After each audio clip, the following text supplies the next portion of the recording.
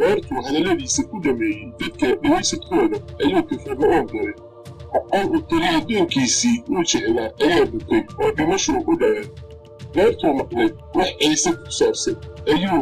waayeeladii yuhuudda u diray isaga oo ka baryay inuu yimaado oo addoonkiisii bogsiiyo goortay ciise u yimaadeen aad bay u baryeen oo ku yidhaahdeen isagu waa istaahilaa inaad waxaas u yeeshid waayo ururteenna ayuu jecel yahay oo sunagoog ayuu noo dhisay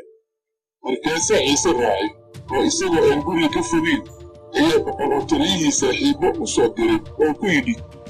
sayidow ha isdhibin waayo anigu ma istaahilo inaad saqafka gurigayga hoostiisa soo geshid saas aawadeed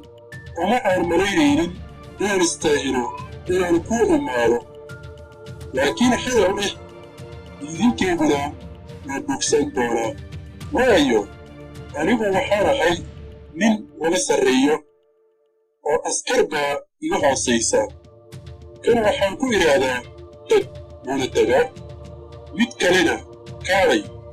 wuuna yimaadaa idinkeeduna waxaan sameey wuuna sameeyaa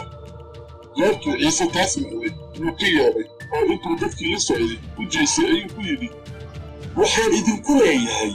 rumaysad sidaas u weyn oo kale reer bani israa'iil kama dhaxaynin kuwii la soo dirayna markay gurigii ku noqdeen waxay heleen addoonkii oo labaad markii dambe waxay noqotay inuu galay magaaladana in la odhan jiray waxaana raacay jabtiisii iyo dad badanba oo goortuu iriddii magaalada ku soo dhawaaday waxaa dibadda loo waday nin meyd